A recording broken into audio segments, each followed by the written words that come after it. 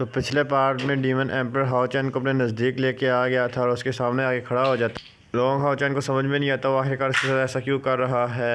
Demon emperor उसे देख कर कहता है ये तो बिल्कुल उसी के जैसा है। तभी इतनी बात कहकर उसके पास आ जाता है और उसके सामने आके खड़ा हो जाता है। लेकिन इस बात से हाओ चैन भी बहुत ज़्यादा परेशान हो जाता है और उसके सामने कुछ भी नहीं कर पाता।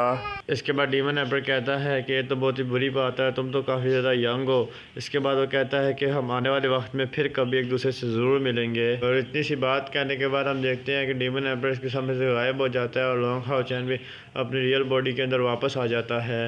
लेकिन इस बात से पूरी तरीके से हैरान रह जाता है और आगे से कहता है कि अभी अभी मेरे साथ जस्ट क्या हुआ था। तब इसे इस तरह से फिक्रमंद होते हुए देख साइरस के पास आती है, उससे पूछती है कि तुम कैसे हो। तभी वो कहता है मैं तो बिल्कुल ठीक हूँ, पता नहीं क्यों मुझे तुम्हारे बारे में अचानक इतनी ज़्यादा फिक्र क्यों होने लगी।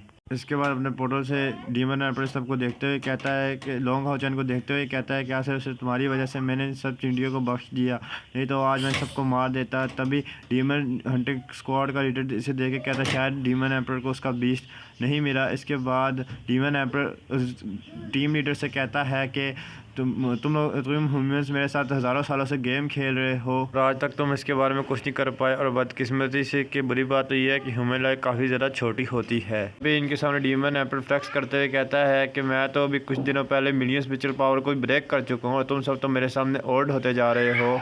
इसकी वजह से मुझे ऐसा लगता है कि अब तुम सब में से कोई मेरा मुकाबला नहीं कर सकता और मैं अब ये सोच के हैरान हूँ कि अब तुम्हारा कौन सा सक्सेसर आके मुझे हरा के जाता है।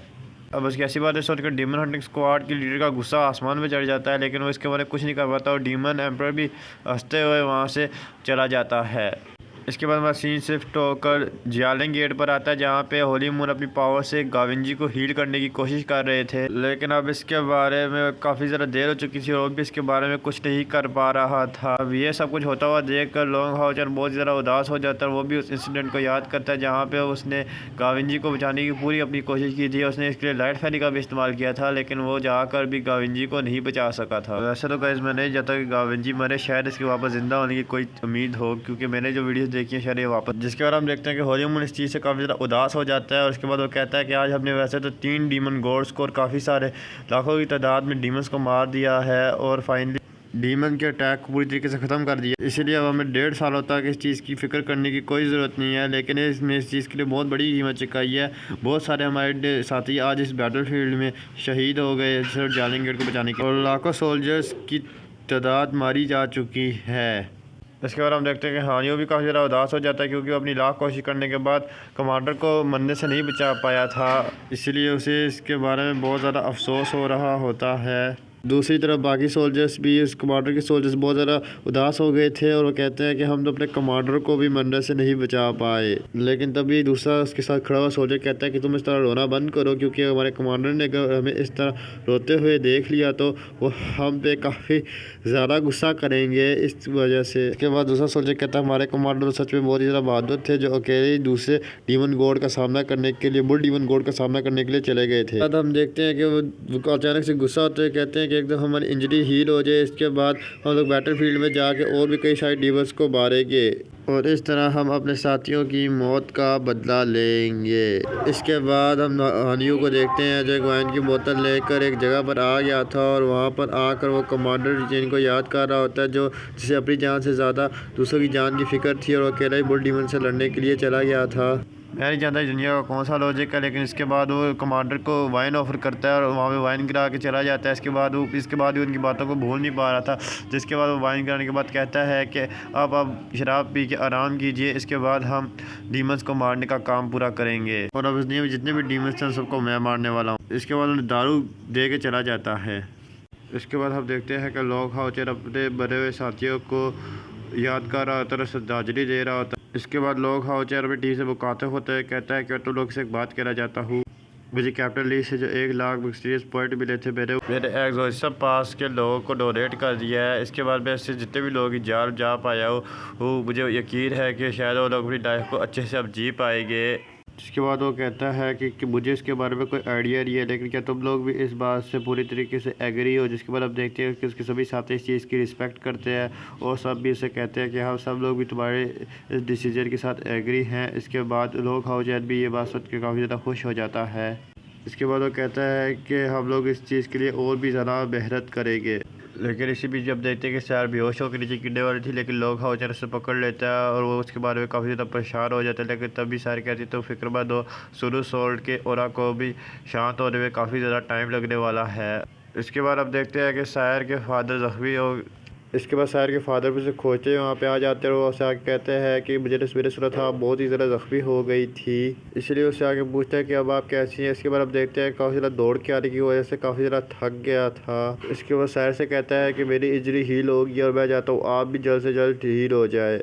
इसके बाद सायर से कहते हैं कि तुम मेरे बारे में फ़िक्र ना करो, मैं भी बहुत जल्द पूरे तरीके से हील हो जाऊंगी। इसके बाद आप देखते हैं कि अभी भी सूरज सोल्ट का ओरा पूरे तरीके से ठंडा नहीं हो रहा था। इसकी वजह से सायर तुरंत ही बेहोश हो जाती है। इसके बाद आप देखते हैं कि लोग हाउचर से अपनी गोद में उठाकर उसे वहाँ से एक कमरे में ले आता है जहाँ पर उसके मदर और फादर के पास बैठे हुए थे। इसके बाद लोग हाउचर कहता है कि मैं काफ़ी देर से समझ नहीं पाया कि सायर सूरज सोल्ट के ओरा को काफ़ी देर से सह रही है, जिसकी वजह से सायर की मदर उससे कहती है कि ये डीमन एम्परर की ब्रेथ से काफ़ी ज़्यादा सीवियर है। इसकी वजह से सैर जाकर भी इसकी ब्रेथ को कंट्रोल नहीं कर सकती थी, इसलिए इसे पूरी तरीके से हील होने में अभी काफ़ी ज़्यादा टाइम लगने वाला है। इसके बाद आप देखते हैं कि छोटे लड़के को सैर की फिक्र हो रही थी। इसके बाद सैर की मदर से छोटे लड़के से कहती है सैर की मदर कहती है कि तुम चिंता ना करो, सैर बहुत ही ज़्यादा स्ट्रॉन्ग है और वो बहुत जल्दी खुद को हील कर लेगी। इसके बाद लॉन्ग हाउचन कहता है कि शायद अगर मैं और भी ज़्यादा ताकतवर होता तो मैं सैर को कुछ भी नहीं होने देता। जिसके बाद वहाँ पे होली मून आ जाता है। होली मून आते हुए कहता है कि तुम बेशक लेवल 9 पे क्यों ना पहुँच जाओ, लेकिन तुम फिर भी कुछ नहीं कर सकते थे क्योंकि सीरियस सोल सैर के साथ इंटीग्रेट हो चुका है, जिसकी वजह से इसकी किलिंग ओरा से सैर को अब दुनिया में कोई भी नहीं बचा सकता। लेकिन दरअसल में होली मून खुद इससे बहुत ही ज़्यादा परेशान होता है और आगे से कहता है कि सैर को अब इसे खुद ही करना पड़ेगा। इसके बाद हम देखते हैं हाउचर को, जिसे अभी भी सैर की बहुत ज़्यादा फिक्र हो रही होती है और हॉलीवुड से कहता है कि क्या वह अभी भी इसके बारे में कुछ नहीं कर सकता। इसके बाद हॉलीवुड से कहता है तुम सिर्फ एक ही चीज़ कर सकते हो और वो है कि तुम्हें सायर पे पूरा यकीन रखना होगा। अब इसके बाद हॉलीवुड कहता है कि वैसे तो सायर मेरी ग्रेट ग्रैंड डॉटर है, लेकिन मेरी ही वजह से उसे 6 सर्कल ट्रस्ट को देना पड़ा था।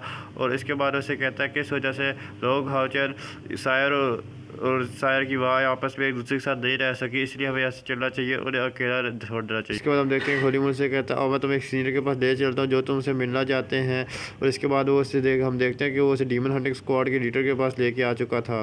इसके बाद हम देखते हैं जैसे वो उसे लीडर के पास लेके आता है पूरी तरीके से हैरान रह जाता है। इसके बाद वो कहता है तो वही सीनियर है जिन्होंने डीमन एम्पर का मुकाबला किया था। इसके बाद सीनियर लॉन्ग हाउचन से कहता है मैं डीमन हंटिंग फोर्ट का लीडर हूँ और मेरा नाम चिन चियान है। इसके बाद वो लॉन्ग हाउचन से कहता है कि मैं तुम्हें बहुत ही ज़रूरी चीज़ के बारे में बताना चाहता हूँ। पर हम देखते हैं कि डीमन एम्पर भाई मॉन के पास वापस आ चुका होता है।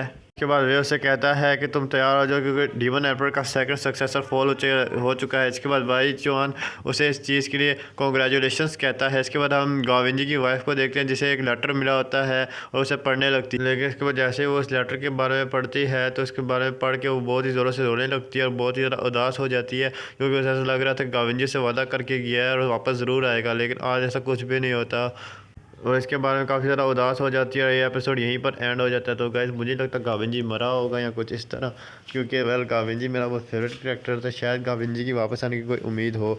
और guys please like and subscribe.